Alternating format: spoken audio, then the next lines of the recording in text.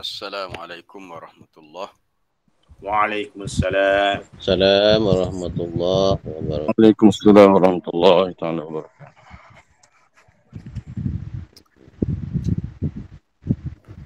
Bismillahirrahmanirrahim. Alhamdulillahi rabbil alamin. Wassalatu wassalamu ala Rasulillah wa ala alihi wa sahbihi ajma'in. Subhanaka la ilma lana illa ma 'allamtana innaka antal alimul hakim. Wa tub 'alaina innaka antat tawwabur rahim. Rabbi shrah li sadri wa yassir li amri wahlul 'uqdatam min lisani yafqahu qawli. Allahumma 'allimna ma yanfa'una wa zidna 'ilma warzuqna fahma amma ba'd. Para jemaah muslim muslimat, pendengar, penonton yang dirahmati Allah. Hari ini hari Selasa 27 Julai dah ini. Tahun 2021 Masihi bersamaan 17 Zulhijjah 1442 untuk sambungan tadabbur kita pagi ini, iaitu bermula ayat yang ke-10.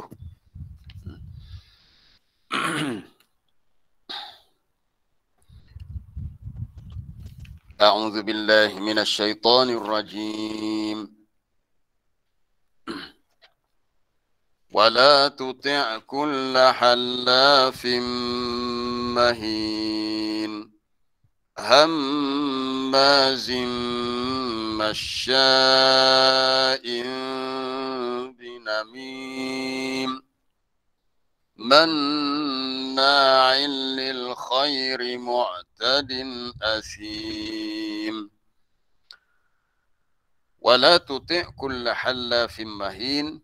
Dan janganlah kamu taat ataupun janganlah kamu ikut. Taat ni sama dengan ayat yang ke-8. Maksudnya janganlah kamu ikut orang yang banyak bersumpah.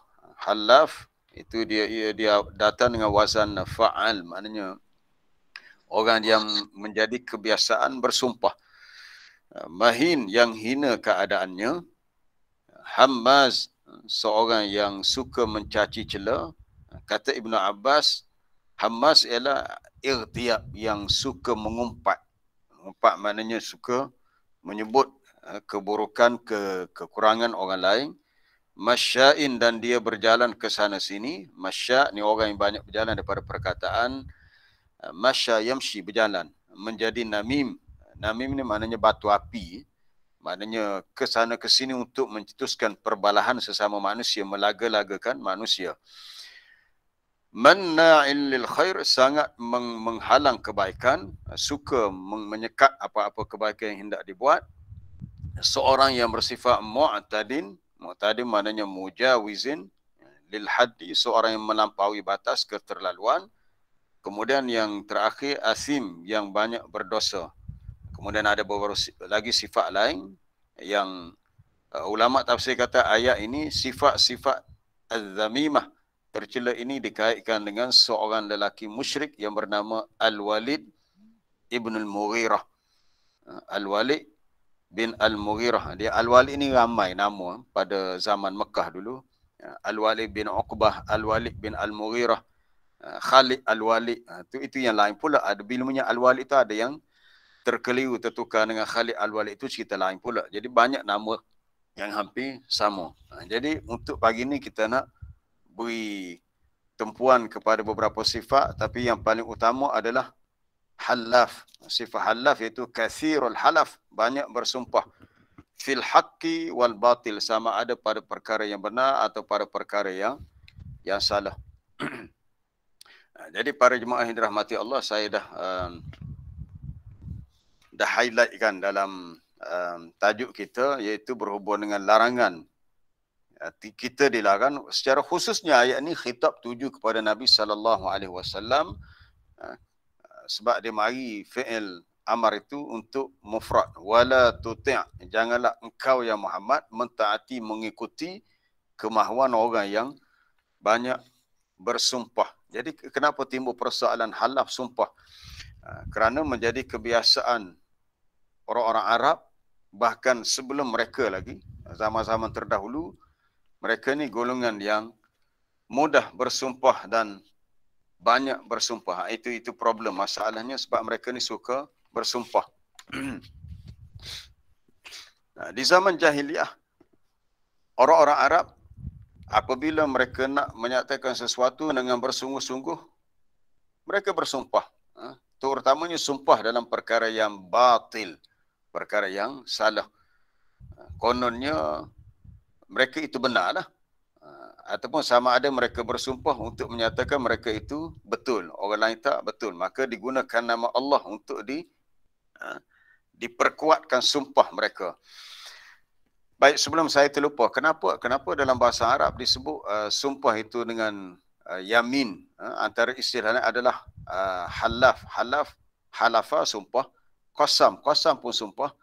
Salah satunya yamin. Yamin asalnya maknanya tangan kanan. Sebab orang Arab bila bersumpah mereka akan angkat tangan kanan. Macam kita ikrar lah.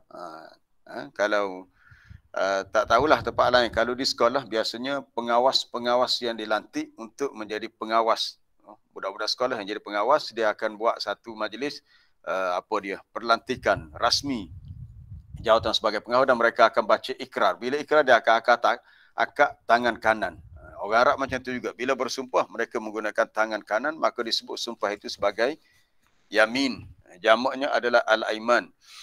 Dan perbahasan ni ada satu tajuk yang khusus berhubung dengan tajuk ini dalam kitab-kitab fiqh ataupun dalam kitab fiqh.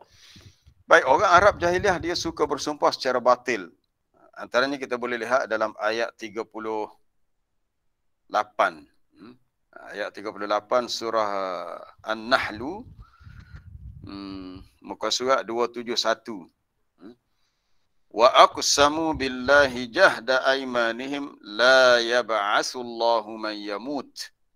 Mereka itu bersumpah dengan nama Allah. Walaupun mereka ni orang kafir, tapi bersumpah ya menggunakan nama Allah.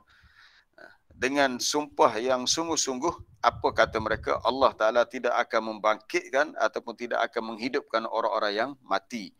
Maksudnya mereka nak beritahu mereka benar-benar yakin orang mati tak akan hidup kembali. Lalu mereka bersumpah dengan menggunakan nama Allah. Maka jawapan balas bagi sumpah mereka yang salah itu, bala wa'dan alaihi haqqa. Bahkan hidupnya manusia selepas mati itu suatu janji yang benar, yang pasti. Walakin aktsaran nasi la ya'lamun, tetapi kebanyakan manusia tidak mengetahuinya. Kemudian contoh lain kita boleh ambil dalam ayat 109 dalam surah Al-An'am, ayat 109 muka surat 141. Muka surat 141 juga dimulakan dengan wa aqsamu billahi jahda aymanihim la in ja'atuhum ayatul la yu'minunna biha. Mereka bersumpah dengan nama Allah dengan sumpah yang sungguh-sungguh. Dalam sumpah itu mereka berkata, jika datang kepada mereka suatu ayat, suatu bukti tentang kebenaran dakwah Nabi SAW, maknanya mereka berjanji dengan sumpah mereka, la yu'minun nabiha, mereka akan beriman dengannya. Maknanya mereka seperti memberikan nilai keyakinan, tak apa, kami akan beriman. Lalu didahului dengan sumpah. Katakanlah segala ayat-ayat itu ada di sisi Allah. Mukjizat itu Allah Ta'ala yang berikan. Bukan Nabi yang pandai-pandai buat sendiri. Allah Ta'ala yang berikan.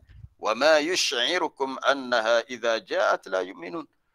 Dan tidakkah mereka sedar bahawasanya ketika datangnya ayat itu mereka tetap tidak beriman juga. Jadi sumpah mereka adalah sumpah yang palsu. Bersungguh-sungguh bersumpah, tapi sumpah itu sumpah yang tidak benar.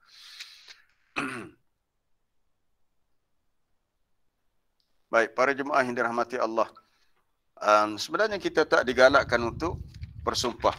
Berdasarkan ayat wala tuti' kulla hallafin mahin, jangan kamu ikut orang yang banyak bersumpah lagi hina keadaannya.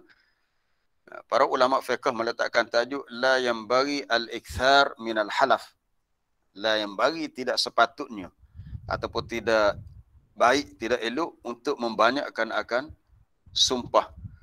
Sama ada sumpah dalam perkara yang benar, lebih-lebih lagi dalam sumpah perkara yang batil, yang salah.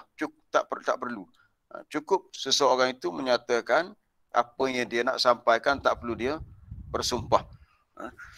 Bahkan dalam ayat berkenaan dengan sumpah, apabila seseorang itu melanggar sumpah yang dia telah bersumpah, dia kena bayar kifarah sumpah. Dan Allah Ta'ala pesan, wahfadhu aimanakum. Bila kamu dah bersumpah, kamu kena pelihara sumpah itu betul-betul. Dan sumpah ini mestilah dengan nama Allah. Ini satu perkara yang penting. Kalau seseorang memilih untuk bersumpah, al-halaf, sumpah itu la yakunu illa billah. Tidaklah boleh berlakunya ia kecuali dengan nama Allah.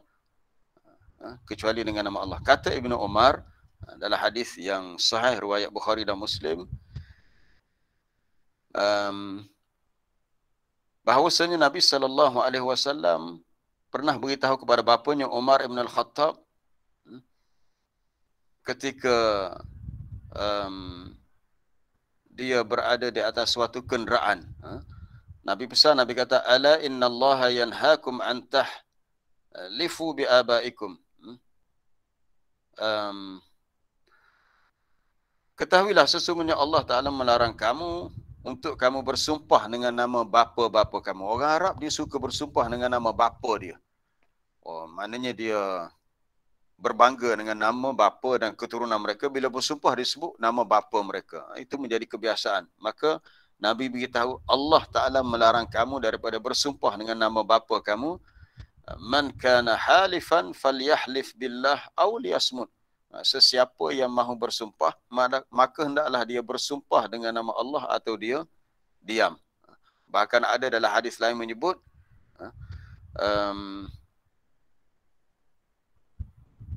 man halafa bi ghairillah faqad asyraka. Sesiapa yang bersumpah dengan nama selain daripada nama Allah, maka dia telah melakukan perkara syirik. Perkara syirik. Tapi syirik di sini bukan syirik yang menyebabkan keluar daripada agama, merujuk kepada ia sesuatu yang besar kesalahannya dan hampir kepada merosakkan akidah seseorang itu. Jadi tak boleh. Sebenarnya salah bersumpah dengan nama-nama makhluk, termasuklah nama bapa, nama sesiapa sahaja. Dalam bahasa Melayu bila disebut sumpah, biasanya kita gunakan kalimah demi, D-E-M-I, demi. Dalam Quran, Allah Ta'ala boleh bersumpah dengan nama makhluknya. Di awal surah Al-Qalam, kita dah bincang ayat yang berbunyi Nun wal Qalam. Demi pen. Allah Ta'ala bersumpah dengan pen. Allah Ta'ala bersumpah wal asri, demi masa. Itu bagi pihak Allah Ta'ala, dia boleh berbuat begitu. Adapun kita hanya boleh bersumpah dengan nama Allah. Ataupun saya boleh tambah, untuk perbahasan lain, para ulama boleh bersumpah dengan sifat-sifat Allah. Bagaimana bersumpah dengan Al-Quran? Ini pun jadi isu juga. Al-halaf bil Quran. Kadang-kadang setengah orang itu bala-bala, mari kita sumpah dengan Quran. Kalau bahasa Kelantan lah. Mari kita sumpah. Aku berani sumpah dengan Quran. Aku berani junjung Quran. Maknanya nak beritahu dia benar, dia tidak bersalah. Maka dia sanggup menjadikan Quran sebagai ordah, sebagai suatu objek dalam sumpah dia. Jumhur ulama mengatakan adalah harus bersumpah dengan Al-Quran sebab Quran adalah kalamullah. Dia bukan makhluk. Kalamullah termasuk sifatun min sifatihi, salah satu sifat Allah. Cuma khilaf berbezanya, Imam Abu Hanifah mengatakan la yajuz al-halaf bil Quran. Imam Abu Hanifah mengatakan tidak harus bersumpah dengan Al-Quran. Jadi yang lebih sahih adalah diharuskan bersumpah dengan Quran. Jadi hak jelas, hak bolehnya bersumpah dengan nama Allah dan juga bersumpah dengan sifat-sifat Allah. Kembali kepada beberapa kesalahan yang berlaku dalam bab sumpah. Jadi dalam surah Al-Qalam ni banyak ada kaitan dengan sumpah. Pertama di awal surah Allah Ta'ala bersumpah dengan pen. Kemudian dalam ayat ke-10 Allah Ta'ala cerita tentang sifat buruk orang Arab jahiliah yang suka bersumpah dan banyak bersumpah. Kemudian kita akan jumpai dalam ayat yang berikutnya dalam surah yang sama tentang kisah pemilik kebun yang mana mereka ini bersumpah untuk memetik buah-buahan di kebun mereka keesokan harinya. Mereka bersumpah waktu malam. Tetapi mereka itu wala yastasnun. Mereka tak menyebut kalimah insya-Allah. Jadi apa hukum sumpah kalau disebut insya-Allah? Itu kita akan bincang semula. Itu dalam ayat yang berikutnya. Kena tunggulah. Bila kita masuk ayat yang berikutnya tentang kisah tua punya kebun, ada perbincangan tentang al-istisna'u fil yamin. Memasukkan kalimah insya-Allah dalam sumpah. Adakah seseorang tu dikira melanggar sumpah jika dia tidak melaksanakan sumpah, ataupun adakah dia kena bayar kafarat sumpah? Itu kita akan bincang dalam tajuk berikutnya. Baik.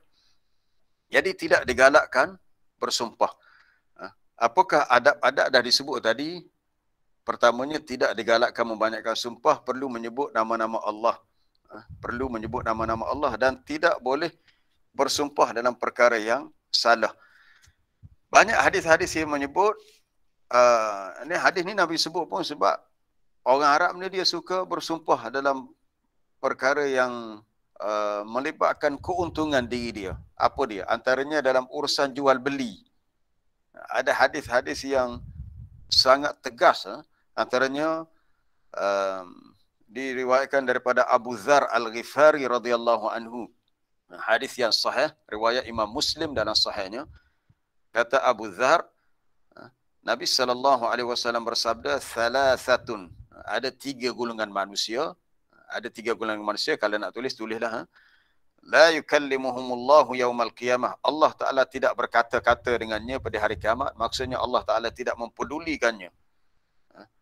Bagaimana Allah Ta'ala berkata-kata itu, kita tak tahulah dari segi kaifiat, sebab ini melibatkan urusan hari akhirat, bukan urusan dunia.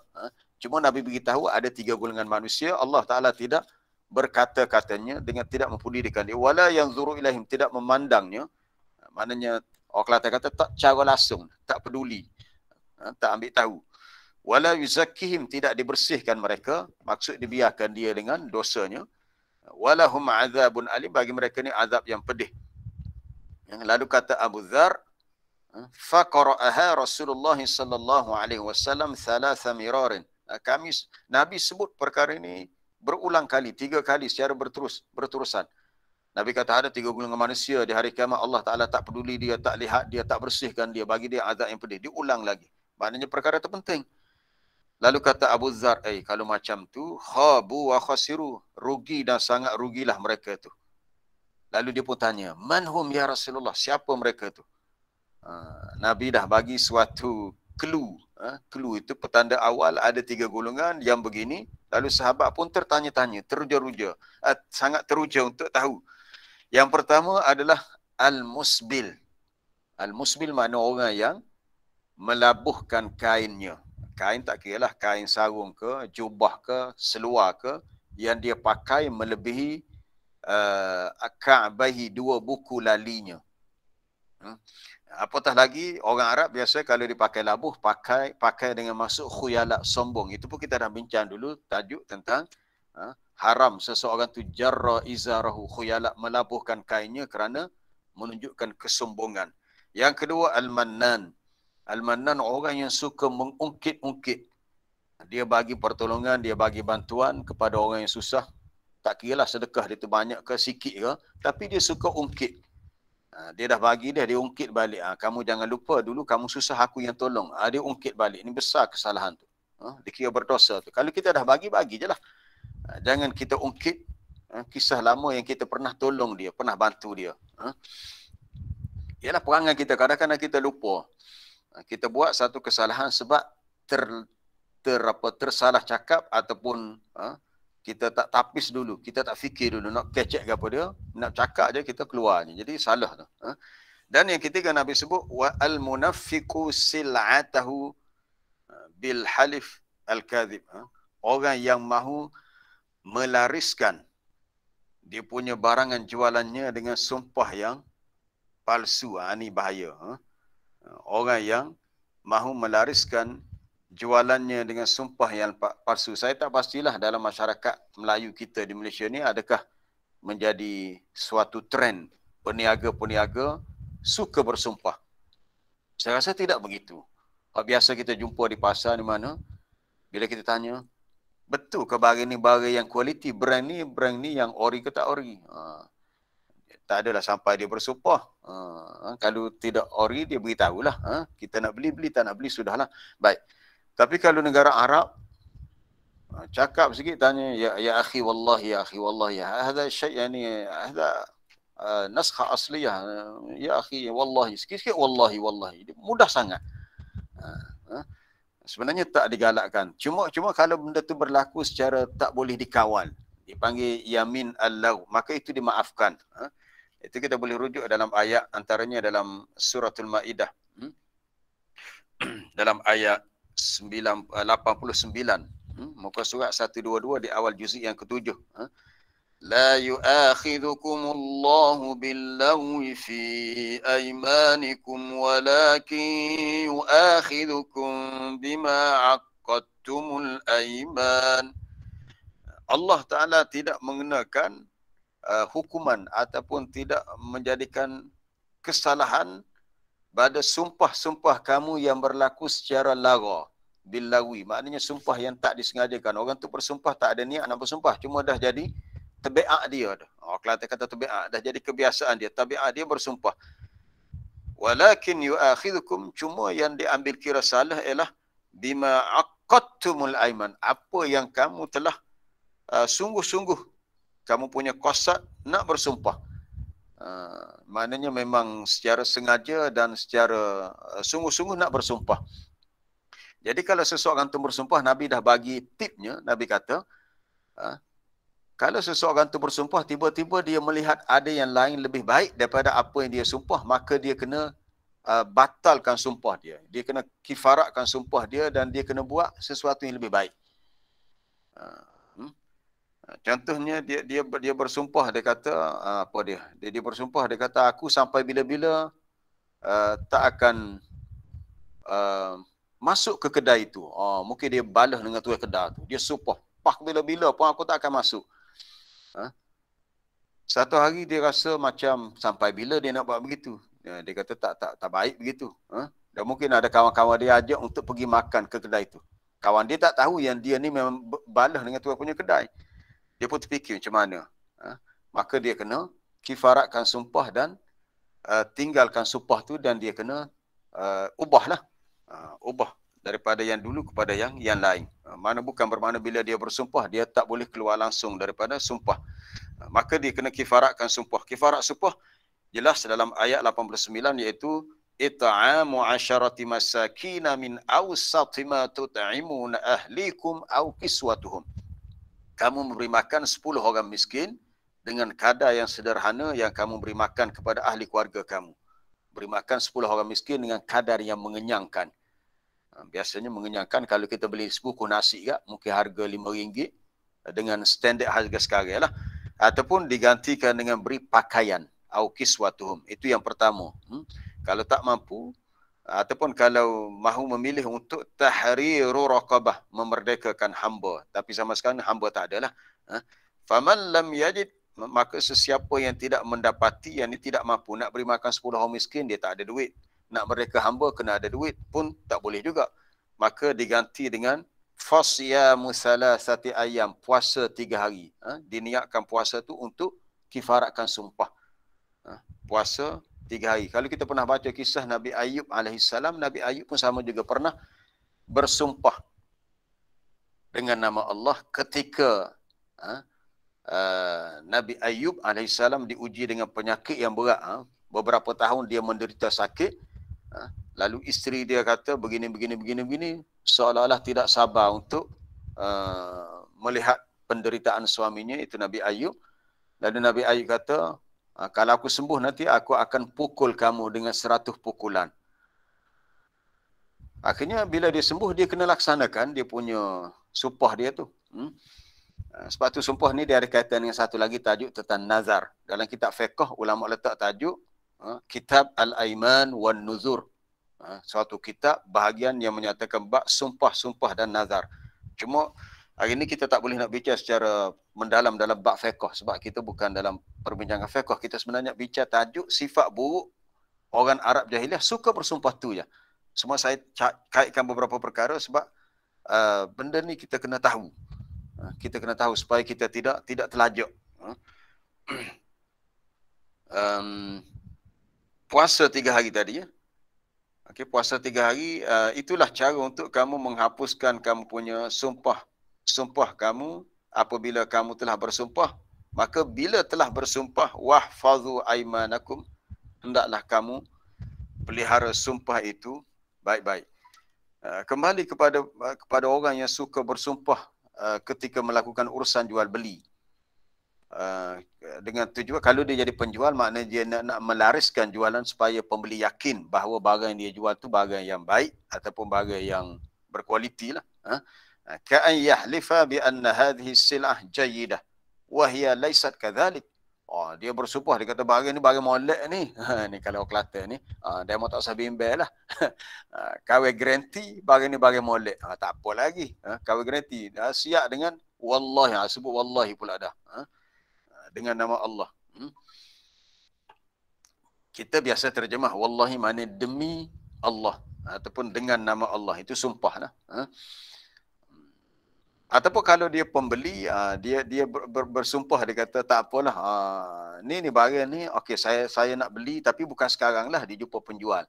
Dia kata macam ni lah, saya datang balik petang nanti ke, sumpah barang ni awak tolong sipil lah, saya nak beli. Ini kata pembeli.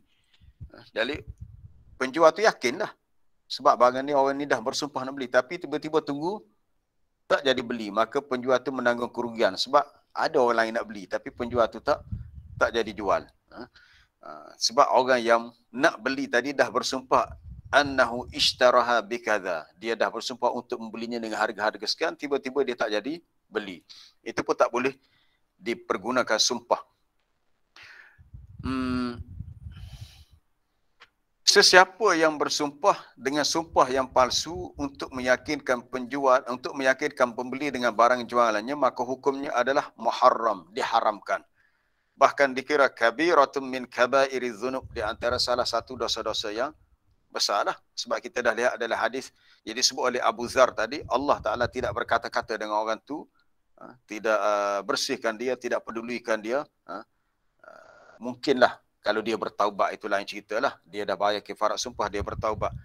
Hadis ni menyatakan orang yang bersumpah dengan sumpah yang palsu dan dia tidak bertaubat. Kemudian berlaku juga sumpah yang palsu ni dengan tujuan untuk makan harta orang lain. Itu tadi dalam bab jual. Ni dalam bab dia nak rapah harta orang lain.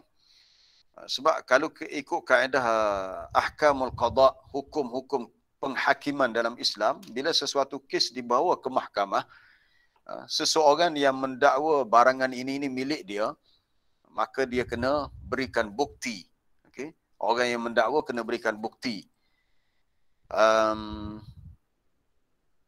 Manakala orang yang apa dia menafikannya, dia kena bersumpah. Jika tuan-tuan pernah belajar hadis 40 Imam Nawawi, ada satu hadis yang berbunyi al-yamin al-bayyinatu 'alal mudda'i. Nabi sebut al-bayyinah 'alal mudda'i. Orang yang mendakwa sesuatu dia kena berikan bukti. Wal yamin, dan sumpah perlu dilakukan oleh man ankar, oleh orang yang membantah. Maksudnya kalau kita kata jumpa dengan B, ni motor aku ni hok hilang itu seminggu lepas, motor aku hilang. B kata tak, ni motor ni aku beli. Jadi B pun tunjukkan bukti.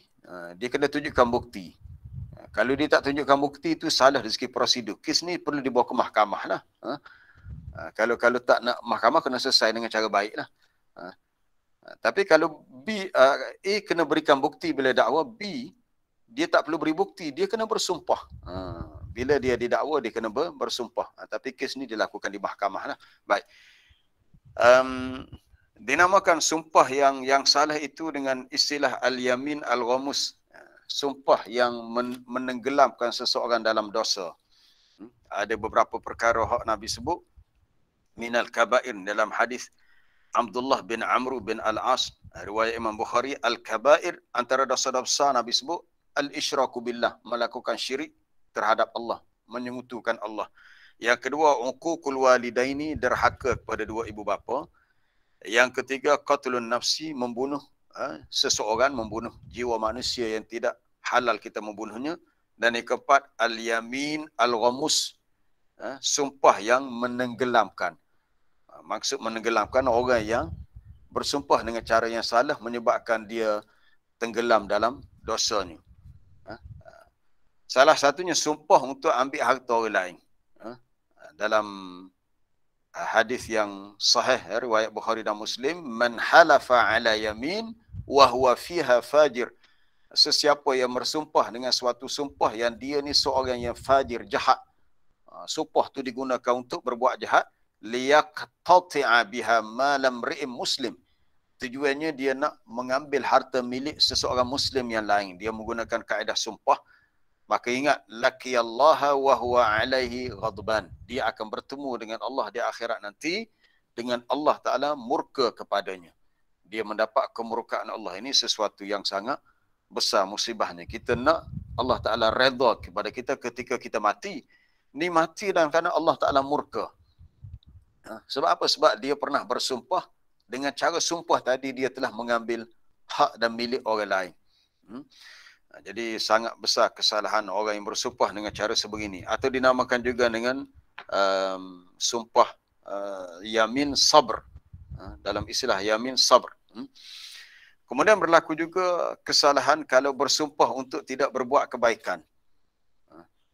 Ini secara jelas Allah Ta'ala tegur dalam ayat Suratul Baqarah. Ayat yang keberapa tu? Ayat yang ke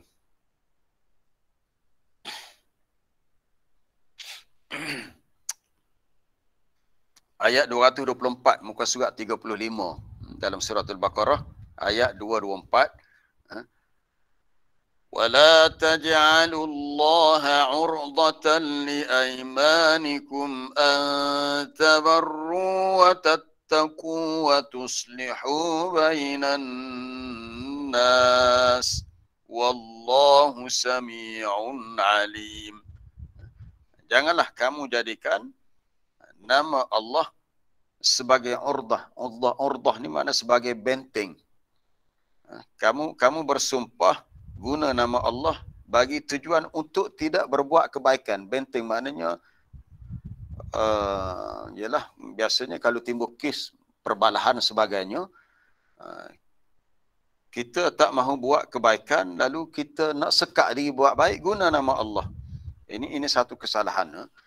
Contohnya apa dia ni? Masuk dalam sejarah, contoh ketika berlaku peristiwa fitnah kepada isteri Nabi SAW itu Aisyah radhiyallahu anha. Apabila kembalinya Nabi daripada Ghuzwatul Muraisi', peperangan Muraisi' ataupun Ghuzwah Bani Mustalik, panjanglah cerita tu, boleh lihat dalam surah An-Nur. Aisyah tertinggal dia punya kalung dia, loket dia. Kemudian dia ditinggalkan tanpa disedari oleh pihak yang bawa dia tu. Lalu waktu malam, lalu seorang lelaki bernama Safwan bin Mu'attal As-Sulami melintasi tempat tu dan dia terlihat Aisyah duduk bersendirian. Lalu dia pun bawa Aisyah tumpang naik dia punya kenderaan dia. Saya tak pasti unta atau kuda. Jadi Aisyah pun naiklah, takkan dia nak duduk seorang diri dengan pada pasir. Jadi bila sampai ke Madinah, dilihat oleh orang-orang munafik, lalu mereka membuat cerita palsu ataupun cerita yang tidak benar. Kata Aisyah ni buat sesuatu yang tak baik dengan seorang lelaki sedangkan dia ni adalah isteri Rasulullah. Lalu tersebarlah berita-berita palsu di kota Madinah. Ramailah yang percaya. Salah seorang yang terlibat bawa berita palsu. Sama sekarang lagi mudah. Berita palsu tersebar dalam FB, dalam grup WhatsApp sebagainya. Kita kalau terima sesuatu khabar, kita kena pastikan dulu, kena apa dia, yakin ianya betul atau tidak. Kalau tak pasti sahih atau tidak, jangan kongsi. Tak pasti jangan kongsi. Itu kempen pihak Kementerian Komunikasi. Baik. Salah seorang ialah namanya Mistah, seorang budak hamba yang dimiliki oleh Sayyidina Abu Bakar. Mistah, lelaki lah, budak hamba namanya Mistah. Lalu oleh kerana Sayyidina Abu Bakar marah sangat bila dia dapat tahu budak hamba yang dia pelihara Mistah ni terlibat sama menyebarkan berita palsu tentang Aisyah, dia pun bersumpah. Dia bersumpah, wallahi katanya, demi Allah, la unfiqu ala Mistah syai'an abadan ba'da alladhi qala li Aisyah. Dia kata, demi Allah, aku tak akan beri apa-apa nafkah. Mana nafkah ni, tak akan beri apa-apa belanja ataupun apa-apa bantuan keuangan kepada Mistah sedikit pun sampai bila-bila setelah tindakan dia mengatakan perkara yang tidak benar terhadap Aisyah. Sebab dia salah seorang yang menyebarkan berita palsu yang memburuk-burukkan isteri Nabi ni, Aisyah radhiyallahu anha. Jadi bila diketahui berita itu tak benar, jadi Abu Bakar kata, aku tak akan beri kepada dia. Dalam hadis Sahih Bukhari disebut Mistah ni li qarabati, salah satu kerabat dia, bukan budak hamba dia, kaum kerabat, maknanya ahli keluarga dia jugalah. Lalu turunlah ayat yang ke-22 dalam surah An-Nur, wala ya'tali ulul fadli minkum was-sa'ati an yu'tu ulil qurba wal masakin wal muhajirin fi sabilillahi wal ya'fu wal yasfahu ayat ni khusus untuk Abu Bakar sebab dia telah bersumpah. Janganlah orang-orang yang diberi kelebihan harta atau diberi maknanya harta yang banyaklah bersumpah. Wala ya'tal daripada perkataan al-ila, sumpah. Bersumpah untuk tidak memberikan bantuan kepada kaum kerabat, kepada orang miskin, kepada anak-anak yatim, kepada orang yang berada pada jalan Allah. Hendaklah mereka memaafkan ataupun melepaskan orang yang bersalah tu dari kesalahannya. Maknanya maafkanlah. Bila tu ayat ni, Abu Bakar kita tahu seorang yang kuat imannya. Dia kata, bala wallahi ya, bahkan benar, demi Allah, sesungguhnya aku lebih suka bahawa Allah Ta'ala mengampunkan aku. Jadi dia pun faraja'a ila Mistah an-nafaqah allati kana yunfiqu alaih. Lalu dia pun kembali memberi bantuan nafkah kepada Mistah ini sebab dia tidak nak teruskan sumpah dia, mana dia pun kifaratkan sumpah dia ataupun dia batalkan sumpah dia. Jadi tadi saya dah sebut, kalau kita bersumpah dan kita melihat ada sesuatu yang lebih baik, maka seseorang itu perlu kifaratkan, hapuskan sumpah dia dengan cara tadilah dari sebut ayat 89 surah Al-Ma'idah tadi. Dan dia tidak perlu untuk kekal berpegang dengan sumpah dia. Para jemaah yang dirahmati Allah, masa tak mengizinkan, sudah tujuh suku dah ni. Yang akhir sekali yang kita nak bincang berhubung dengan sangatlah bahaya jika seseorang bersumpah dengan nama Allah tanpa dia sedar dia telah melanggar hak eksklusif Allah. Hak Allah Ta'ala secara eksklusif. Nak sebut pun payah. Secara eksklusif makna hak Allah 100%. Apa dia? Iaitu memberi keampunan kepada hamba-hambanya, itu hak Allah. Hadisnya berbunyi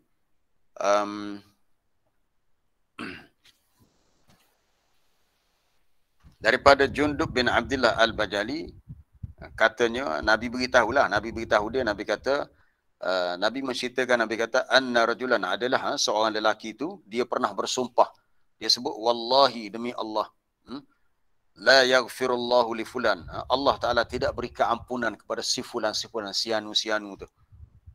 Tak tahulah, boleh jadi lelaki ni ada berbalah ke, bertelengkah dengan seorang tu, atau boleh jadi dia tengok lelaki tu banyak buat dosa, lalu dia pandai-pandai pula bersumpah. Dia kata, mu ni, orang tu banyak buat dosa tu, dia tu Tuhan tak beri keampunan tu. Lalu dia sebut dengan sumpah. Ini satu kesalahan yang besar. Tolonglah kita, sebab tu penting ilmu ni. Kita tak boleh nak bertindak dengan kebodohan kita. Kita kena teliti dan berhati-hati.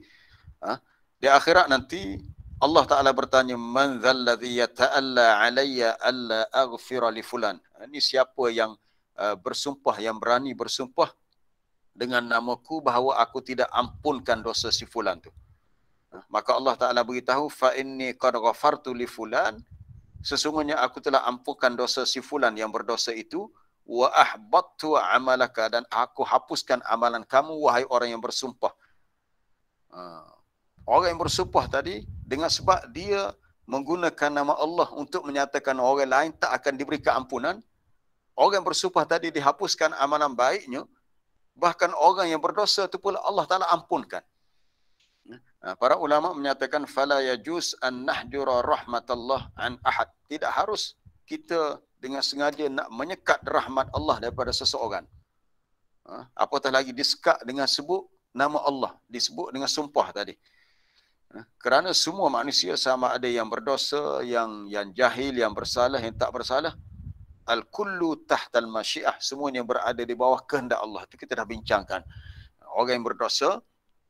Sebab tu kita jangan, bahasa Kelantan kata jangan celupar mulut. Jangan terlepas cakap. Bila kadang-kadang kita melihat orang tu banyak buat salah, buat dosa. Kita baca satu berita. Penjenayah bersiri. Mungkin banyak melakukan kes-kes pecah rumah. Banyak lagi lah kejadian dia. Kita baca berita ni, dia ni garanti neraka dia ni. Ni ahli neraka ni. Jangan begitu. Jangan semudah itu untuk kita hukum orang tu ahli neraka, ahli syurga. Tak boleh. Ahli syurga pun begitu juga tak boleh. Kita nak terus kata dia ni ahli. Tak, kita tak tahu. Kita serahkan urusan ni kepada Allah. Sebelum saya berhenti ada dua kita nak sebut. Pernah berlaku di zaman Bani Israel. Hadis ini ada dalam Sahih Bukhari, ada dalam Sunan Abi Daud.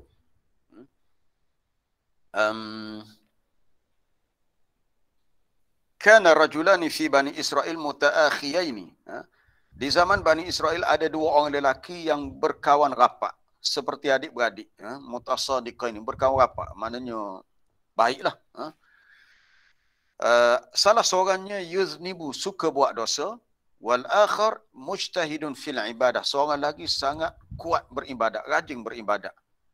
Tapi mereka berkawan rapat. Cuma bezanya seorang ni suka buat dosa, seorang lagi suka buat ibadat. Fakana la yazalul mujtahid yara al-akhar ala dham. Fayaqul aqsir. Yang rajin beribadat ni melihat kawan dia seorang lagi buat dosa. Lalu dia nasihatlah, dia kata aqsir, cukup-cukuplah. Kamu ni tak habis-habis dia buat dosa. Berhentilah, bar lah. Orang Kelantan kata bar lah. Maknanya cukuplah. Fawajadahu yawman ala dhambin. Maka dia mendapati kawan tu masih buat dosa. Lalu dia kata aqsir, berhentilah. Lalu kawan dia pun kata khallini, biar. Kalau bahasa Kelantan kata biar, ikut aku. Apa kamu peduli? Mu nak buat ibadat, buatlah. Aku nak buat dosa, ini urusan aku. Kalau bahasa kita dia kata apa dia? Kubur masing-masing. Kita hidup bersama di dunia, tapi masuk kubur nanti, kau lubang kubur kau, aku lubang kubur aku. Itu dah sombong sangat. Orang nasihat, dia tak nak dengar. Dia kata khallini. Khallini mana? Biar.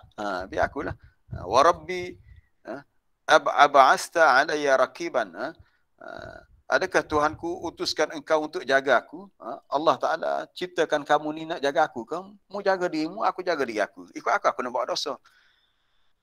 Disebabkan kata-kata ini, si yang ahli ibadat tadi nak marah sangat.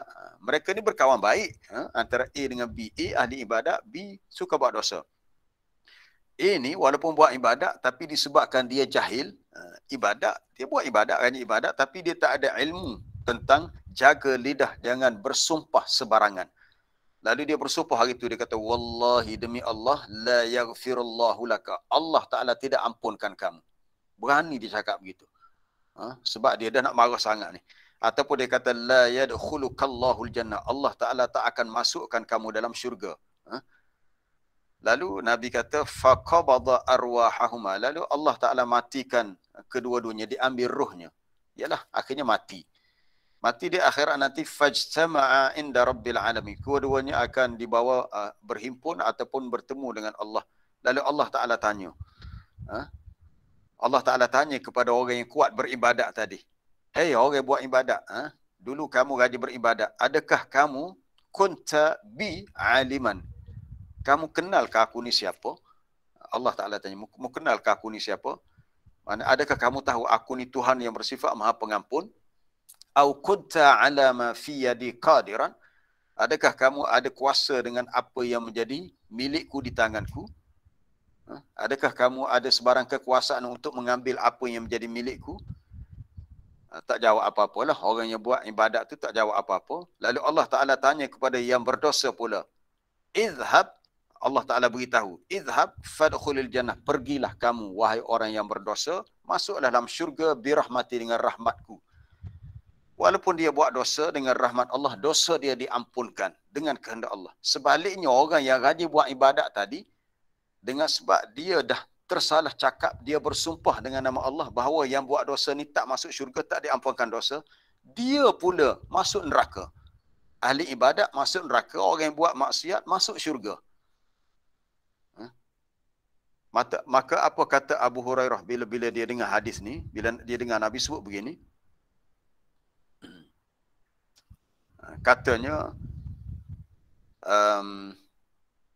laqad qala kalimatan aw baqad dunyahu akhiratahu.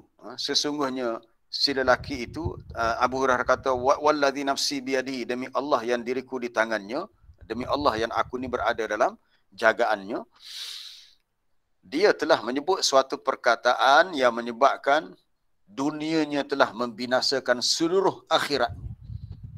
Laqad qala kalimatan, dia telah sebut satu perkataan, iaitu dia bersumpah, sumpah bahawa Allah Ta'ala tidak mengampunkan kawan dia. Sumpah itu menyebabkan hancur lebuh habis dunianya. Selama ini ibadat dia kosong habis.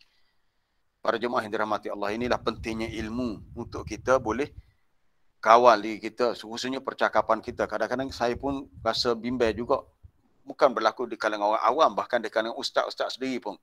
Bila dah terlalu bersemangat mengajar ni, cerita-cerita gini, lalu dia kata orang tu tak ada harapan untuk diampunkan, orang tu garanti masuk neraka, orang ni tak akan. Tak boleh tu, cakap itu salah. Satu kesalahan yang sangat besar apabila kita campur tangan dalam urusan Allah yang kita tak ada ruang untuk campur tangan. Itu dalam bab nak memasukkan seorang dalam syurga, itu urusan Allah, bukan urusan kita. Untuk memasukkan orang tu dalam neraka, itu urusan Allah. Untuk memberikan ampunan kepada seorang, itu urusan Allah. Jadi kalau seseorang tu masih hidup, walaupun kita tengok dia ni ahli maksiat, ataupun dia ni masih kafir lagi, belum Islam, kita tak boleh nak hukum dia ni mati sesat masuk neraka ni. Tak boleh. Sebab kita tak tahu di akhir hayat dia adakah dia mati dalam kekafiran, ataupun mungkin beberapa hari sebelum dia mati, beberapa minggu, dia diberi hidayah, petunjuk, lalu dia masuk Islam. Jadi kita nak hukum dia sekarang ni tak boleh. Jadi kerja kita hanyalah beramal, bukan menghukum orang lain. Sekalipun kita melihat orang tu berterusan melakukan dosa, dan kita tak tahu akhir hayatnya bagaimana. Para jemaah yang dirahmati Allah, saya nak kongsi tentang kisah. Kita tak sempat nak pergi tajuk lain. Bab sumpah je hari ni. Bab sumpah. Banyak lagi sifat-sifat yang kita nak sebut. Kita kena sambung lain kali. Kisah tentang kematian seorang sahabat namanya Uthman bin Maz'un. Ada dalam Sahih Bukhari kisah dia. Menarik kisah ni. Saya suka bawa sebab kita ni kitab-kitab tebal macam Sahih Bukhari kita tak sempat nak baca. Jadi bila saya kaitkan dengan tajuk ni, kita suka untuk bawa cerita ni supaya para jemaah boleh buka minda dan boleh tahu cerita ni. Jadi bila Uthman bin Maz'un radhiyallahu anhu meninggal, dah wafat dah. Lalu Nabi pun datang ziarah jenazahnya. Maka ketika Nabi pergi ke rumah Uthman bin Maz'un, dalam rumah tu terdapat seorang wanita bernama Ummul Ala radhiyallahu anha. Lalu Ummul Ala ni dia kata, rahmatullahi alaika ya Abas Sa'ib. Rahmat Allah kepadamu wahai Abas Sa'ib. Abas Sa'ib ni kunyah bagi Uthman bin Maz'un lah. Maka kata wanita tu, fa syahadati alaika laqad akramakallah. Aku bersaksi, aku mengaku bahawa kamu Allah muliakan. Allah Ta'ala muliakan. Jadi kata-kata Ummul Ala ni, wanita ni didengar oleh Nabi. Lalu Nabi kata, wa ma yudriki anna Allah akramahu. Kamu tahu ke Allah Ta'ala muliakan dia? Itu soalannya.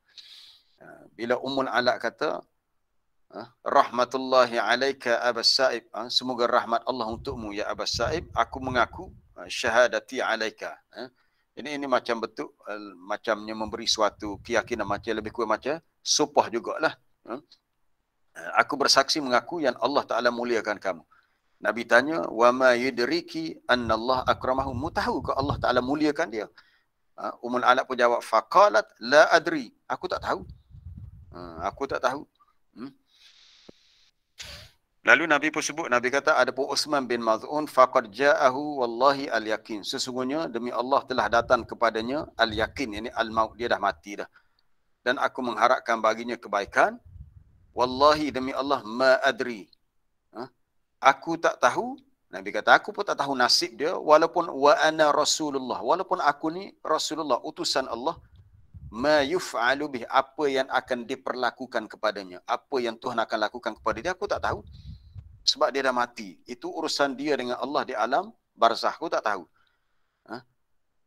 Lalu kata Ummul Ala, dia kata fa wallahi demi Allah la uzakki ahadan ba'dahu abadan.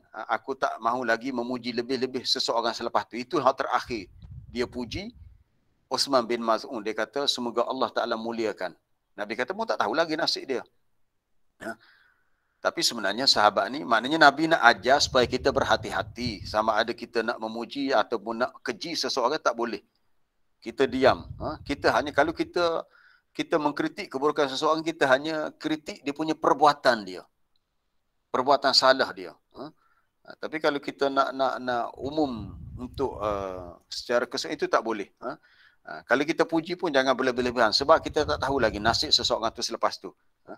Maka dia pun cerita, Ummul Ala kata fanimtu fauritu li Uthman ainan tajri. Dia kata aku pun tidur. Malam tu aku tidur dan aku bermimpi, dalam mimpi itu aku melihat Uthman bin Maz'un diberi suatu ainan, ada sumber air yang mengalir macam anak sungai lah yang mengalir. Lalu dia pun cerita kepada Nabi esoknya, dia kata dia mimpi, dia jumpa Uthman bin Maz'un. Nabi kata zaka amaluhu, itulah dia yang kamu lihat anak sungai, untuk dia tu adalah amalan dia. Maknanya dia seorang yang mati dalam keadaan baik. Berdasarkan cerita ni para ulama mengambil istimbat, iaitu seorang lelaki yang soleh sekalipun dia tidak boleh memandang hina kepada orang yang dilihat muksirin muznibin, yang dianggap cuai dan berdosa. Kalaulah kita ni orang yang rajin ke masjid, kemudian kita tengok ada kawan-kawan kita, orang kampung kita, tak ada kerja lain, kerja dia adalah buah kedai kopi, bersembang kedai kopi. Kita yang soleh alhamdulillah, yang rajin ke masjid, rajin dalam majlis ilmu, janganlah kita melihat orang yang begitu, orang yang duduk sembang-sembang kedai kopi, yang jarang ke masjid, yang suka buang masa, buat benda tak berfaedah. Janganlah kita melihat bi'ainil izdiraq, dengan pandangan mata hina dan meremehkannya. Jangan pula dia melihat kepada dirinya bi'ainit ta'zim wal kibri wal ijab, dengan pandangan rasa aku ni hebat, aku ni hebat, mulia. Timbul rasa ujub, na'udzubillah. Rasa ujub, rasa besar diri. Sebab perkara itu menjadi mujibatil halak, perkara-perkara yang mewajibkan berlakunya kebinasaan. Kita ambil contoh dalam kisah lelaki Bani Israel tadi. Dia dah syok sendiri sebab dia ni rajin buat ibadat, kawan dia ni buat dosa. Akhirnya dia bersumpah, dia kata kawan dia tak akan dapat keampunan.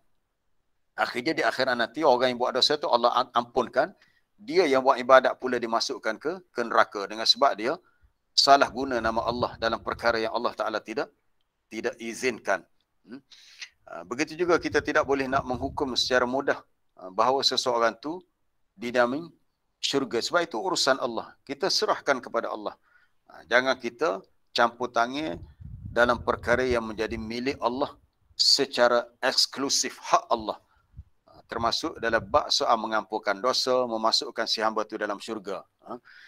Melainkan kisah-kisah umat terdahulu yang jelas disebut dalam Quran, dia tu ahli neraka, itu lainlah. Ataupun orang-orang yang Nabi dah bagi persaksian. Contohnya dekat dalam hadis Nabi kata, ada 10 orang sahabat dia yang Nabi kata, dia ni adalah orang-orang yang aku khabarkan berita gembira untuk mereka dengan syurga. Ketika di dunia lagi Nabi dah beritahu, sahabat-sahabat ni ahli syurga, itu Nabi sendiri beritahu.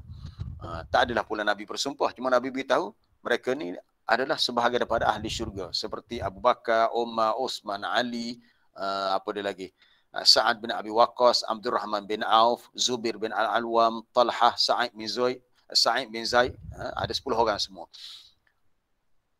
Kalau kisah tu dah disebut dalam Quran, contohnya Allah Ta'ala beritahu, tabbat yada abi lahabin wa tab, binasalah kedua tangan Abu Bakar, maaf, kebinasalah kedua tangan Abu Lahab.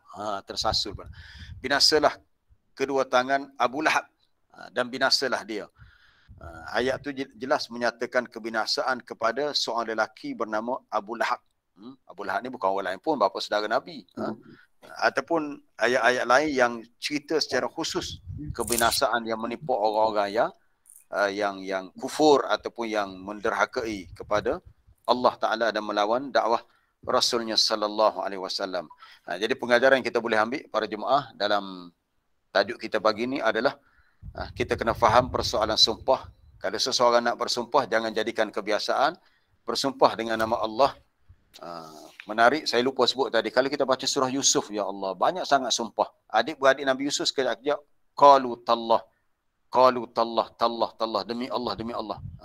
Baca sendiri dalam surah Yusuf. Cakap sikit sebut demi Allah.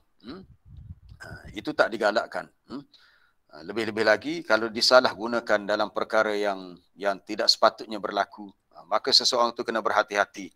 Cuma kalau seseorang tu dah terlanjur bersumpah, dia nak batalkan sumpah dia, maka dia kena bayar kifarat sumpah lah. Dia kena bayar kifarat sumpah. Jadi masa pun dah cukup 7.30, 7.31 dah. Kita berhenti setakat tu. Kalau ada soalan. Assalamualaikum Ustaz. Ya, salam Cikgu Nur. Ambil terik.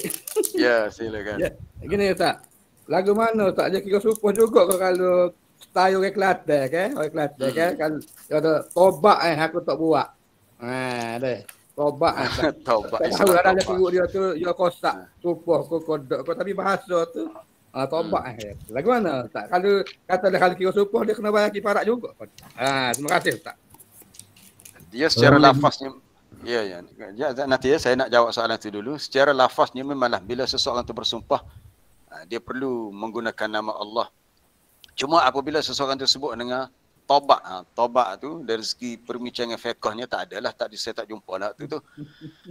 Cuma dari segi kosak dia, kalau dia memang nak bersumpah seakan-akan membawa kepada maksud sumpah, cuma kita kata dia tak digalakkan berbuat begitu, sebaiknya dia cuma kalau dia was-was,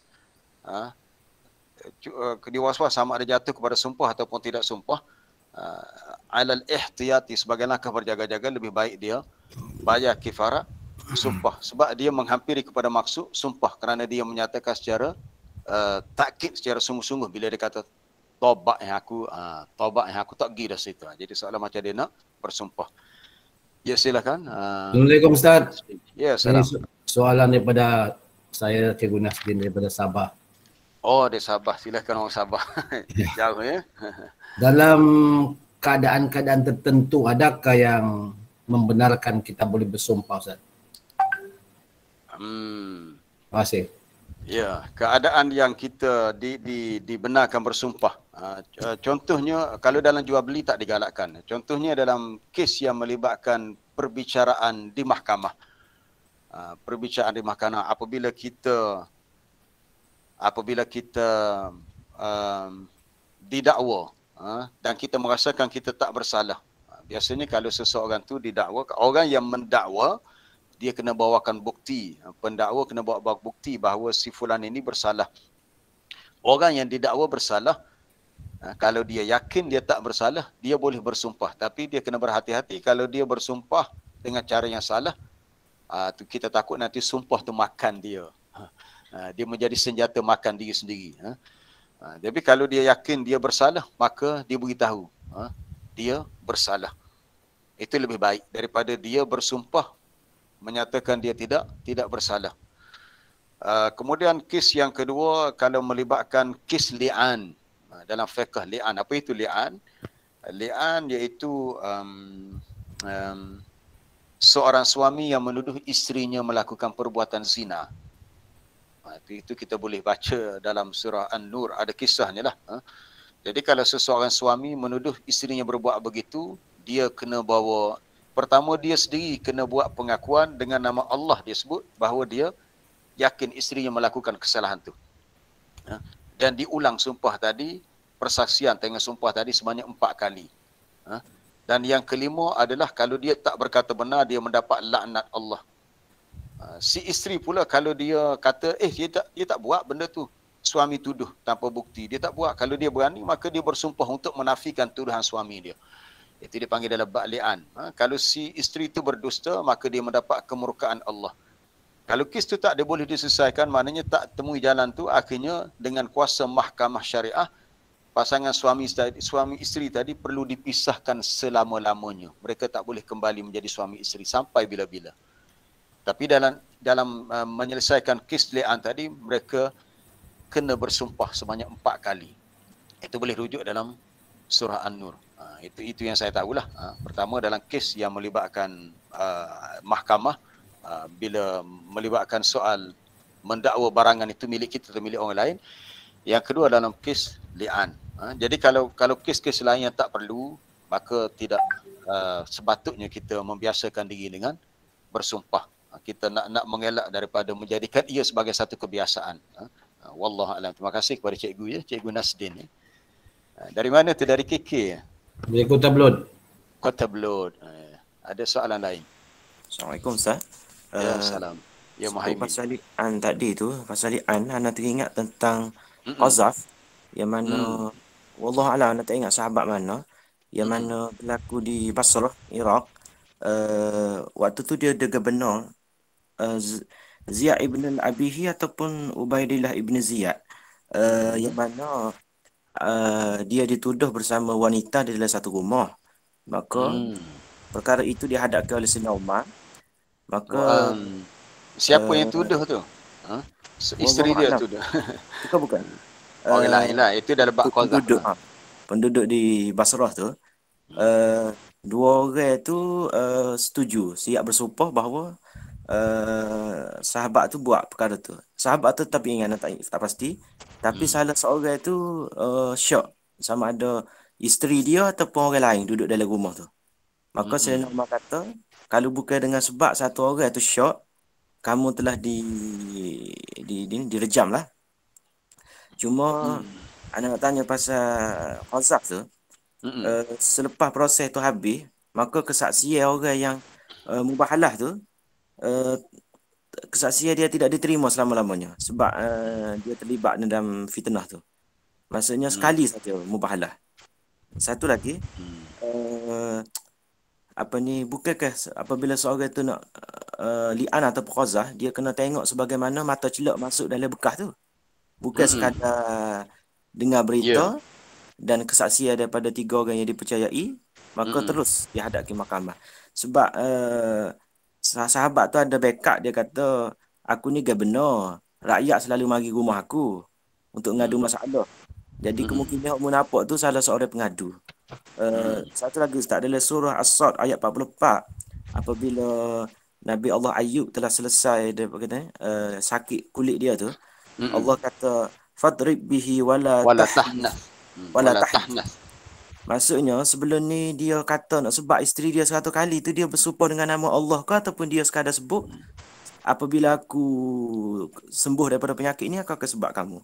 Satu lagi surah Ali Imran ayat 35 tu, inni nazartu laka ma fi batni, apabila dia bernazar sesuatu yang dalam perut dia tak tahu lagi jantina ke Mak Maryam.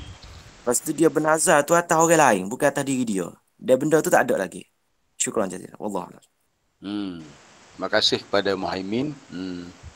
Jadi soalan pertama tadi berhubung dengan qazaf berlaku zaman sahabat, bukan zaman Nabi.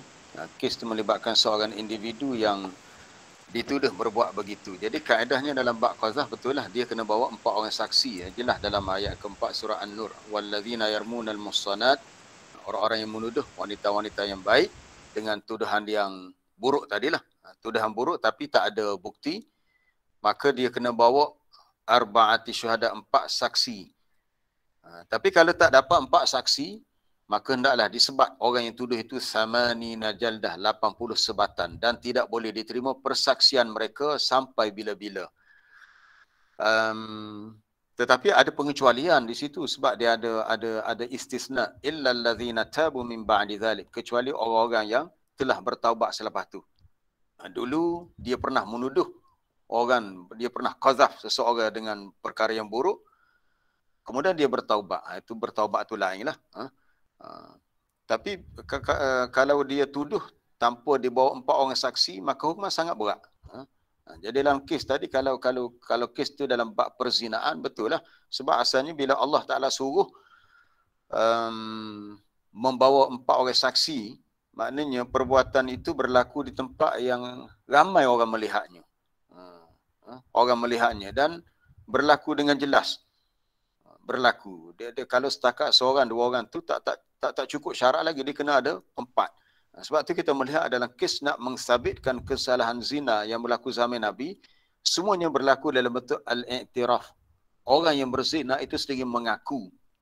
Bukannya ada orang lain yang menjadi saksi, sebab perkara tu tak berlaku di tempat yang terbuka. Kalau tempat terbuka, ada yang melihatnya lebih daripada 4 orang saksi, itu jelaslah. Maknanya perkara ni sangat perlu diselesaikan dengan cara yang berhemah dan teliti. Sebab tu bila masuk mahkamah dia teliti semua sekali tu. Cukup saksi ke tidak. Kalau saksi tu melihat di mana berlaku, adakah benar-benar berlaku. Kadang-kadang benda ni tak sebab begitu. Kadang biasanya orang yang bersalah tu yang mengaku. Ni kalau zaman dulu lah. Sekarang ni kita tak tahulah. Baik. Kemudian tentang kisah Nabi Ayub. Nabi Ayub itu kena rujuk sebab dalam Quran tak sebut sumpah, tapi dalam penceritaan itu seakan-akan dalam bentuk sumpah. Sebab apabila dia hampir sembuh daripada sakitnya, Allah Ta'ala beritahu kepada Nabi Ayub, hadza mughtasalun baridun wa syarab. Dia kata di sini ada tempat untuk kamu mandi. Tempat Nabi Ayub berada tu keluar mata air daripada bumi, dan air itu boleh digunakan untuk sejuk, untuk mandi, untuk bersihkan badan lah. Kemudian disuruh kepada Nabi Ayub, fadrib bersihkan badan sehingga dia sembuh daripada sakit. Adapun isteri yang bersalah tadi, fadrib bihi, pukullah, disuruh wa khudh bi yadika di'san fadrib bihi wala tahzan. Ambillah segenggam jerami. Jerami itu sebanyak 100 helai, maka pukul dengannya. Pukul sekali ya. Sebab dia dah bersumpah untuk pukul isterinya 100 kali pukulan. Tapi bila dia ambil 100 bermakna sekali pukul tu dah bermakna 100 dah. Begitu caranya. Jadi apa yang difahami dan cerita tu ianya betul dalam bentuk sumpah lah. Dalam bentuk sumpah. Cuma kalau nak lebih jelas lagi kita kena rujuk dalam tafsir. Yang difahami adalah sumpah. Kemudian nazar berhubung dengan Ummu Hannah, kisah ibu Maryam. Dia bernazar. Sebenarnya nazar tu merujuk kepada tugas yang akan dilakukan oleh anak dia, sebab dia mengharapkan dia dapat anak lelaki. Itu kita dah ada bincang dalam ayat akhir surah At-Tahrim itu. Dia nak anak lelaki tapi tiba-tiba dapat anak perempuan. Jadi nazar tu diteruskan jugalah, iaitu anak dia tu akan tapi tak tahulah kalau kita nak kata dia menazar dengan sesuatu yang tiada, sebab dia mengisyaratkan kepada ma fi batni inni nazartu laka ma fi batni muharraran. Ya Allah, aku bernazar kepadamu dengan apa yang ada dalam perutku, bahawa anak ini akan jadi bebas. Maksud bebas, dia tak perlu buat kerja lain, dia hanya kerja berkhidmat untuk Al-Masjidil Aqsa, ataupun beribadat di situ. Itu dalam bab nazar. Tapi tak ada pula timbul soal dia kifaratkan nazar. Kifarat nazar ni sama dengan kifarat sumpah. Tak ada pula timbul cerita yang Ibu Maryam membayar kifarat bagi nazar dia, sebab dia melaksanakan nazar dia, cuma dia tak dapat anak lelaki yang diinginkan. Itulah wallahu alam yang dapat saya urus pada tadi. Hanya sikit ya. Ya, siapa ni? Yang Ustaz yang surah An-Nur tadi kan, ilal ladzina tabu tu. Dia sebelum tu dia cerita yang menuduh berzina satu, yang satu lagi yang wazanila yang kihu tu. Adakah ilal ladzina tabu tu termasuk sekali hak tu? Maksudnya orang yang berzina, Tuhan kata jangan kahwin dengan kecuali penzina lah. Kecuali mereka bertaubat. Bermakna selepas dia berzina, dia bertaubat, dia boleh kahwin juga dengan orang yang biasa lah. Macam mana Ustaz? Adakah ilal ladzina tabu tu merangkumi dua-dua masalah tu? Betul, ada kaul di kalangan ulama fiqh, di kalangan fuqaha yang begitu ya. Sebab itu ulama bincang berhubung dengan taubat ni, sama ada yang qazaf ataupun yang terlibat dengan perbuatan zina, jika mereka bertaubat, dengan taubat yang sungguh-sungguh, ada satu kaul lah, satu pendapat yang menyatakan jika mereka bertaubat dengan taubat yang sungguh-sungguh, maka terhapuslah dosa dan kesan daripada dosa. Kesan daripada dosa. Jadi atas kaul tadi lah, ada yang mengharuskan kalau seseorang tu dah terlanjur dengan seorang perempuan, terlanjur dah berzina, maka kalau dia dah bertaubat, dengan syarat dia bertaubat, dia boleh berkahwin dengan wanita tadi. Ada pendapat lain mengatakan tak boleh, sebab kalau wanita itu dah mengandung dan anak tu tak sah untuk dinasbahkan kepada si lelaki yang menyebabkan wanita itu mengandung, sebab perbuatan itu berlaku ketika belum akad nikah. Ada pendapat lain mengatakan kena tunggu dia lahir dulu. Kena tunggu si wanita itu melahirkan anak dahulu. Ada pun pendapat pertama yang menyatakan boleh nikah setelah bertaubat, kerana ayat yang menyatakan iddah bagi wanita mengandung tu yang berstatus isteri. Sekarang ni lelaki ni berzina dengan wanita ni, wanita tu belum isteri dia. Itu ada perbahasan dalam kalangan ulama. Jadi kalau kita nak kata adakah taubat tu termasuk orang yang berzina, ya, ada pendapat dalam kalangan fuqaha yang menyebut begitu, untuk menyatakan besarnya fungsi taubat. Apabila seseorang itu bertaubat daripada kesalahan yang dilakukan, itu menghapuskan dosa dan kesan daripada dosa. Kita ambil contohlah macam kisah Nabi Adam. Bila Nabi Adam AS memakan buah yang dilarang dalam syurga, lalu dia bertaubat. Bila dia bertaubat, maka dia ampunkan dosanya. Summajtabahu rabbuhu fataba alaihi wahada. Allah Ta'ala memilih Adam untuk diterima taubatnya, lalu dia ampunkan dosanya.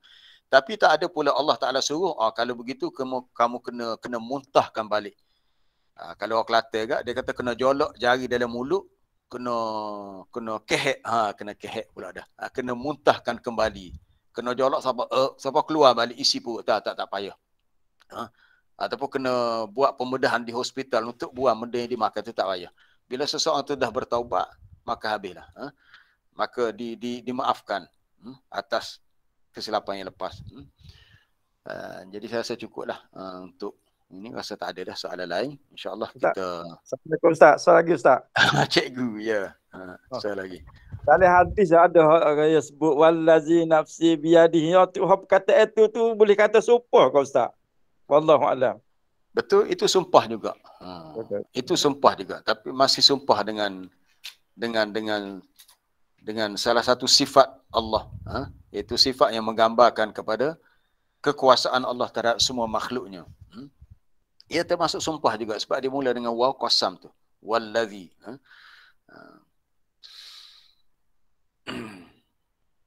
Cuma ada perbahasan lain tentang kalimah la uqsim, contohnya pun harus juga, ataupun bi'ahdillah la amrullah. Itu ada perbahasan dalam fiqh lah. Cuma lafaz yang masyhur dalam sumpah adalah sama ada wallahi, tallahi, billahi ataupun dengan salah satu sifat-sifat Allah. Jadi kita berhenti setakat itu. Terima kasih kepada semua yang bersama pada hari ini. InsyaAllah kita sambung lain kali dengan perbincangan ayat berikutnya. Sebenarnya kita nak bincang banyak lagi sifat-sifat buruk yang ada pada Al-Walid bin Al-Mughirah. Cuma kita fokus hari ini berhubung dengan sifat halaf sumpah. Sengaja saya panjangkan tajuk ini sebab surah ni dimulakan dengan Allah Ta'ala bersumpah dengan qalam. Kemudian lepas ni kita akan masuk pula cerita tuan punya kebun bersumpah pada waktu malam. Jadi banyak sangat cerita sumpah. Jadi sebab itulah perbincangan tentang sumpah diberi fokus dalam tadabbur kita pagi ini. Subhanakallah bihamdika asyhadu an la ilaha illa anta astaghfiruka wa atubu ilaik. Wa sallallahu wasallama ala nabiyyina Muhammad wa ala alihi washabbihi ajma'in. Assalamualaikum warahmatullahi wabarakatuh. Waalaikumsalam warahmatullahi wabarakatuh. Waalaikumsalam. Ustaz. Assalamualaikum. Terima kasih Ustaz. Assalamualaikum. Assalamualaikum warahmatullahi wabarakatuh. Jazakallah.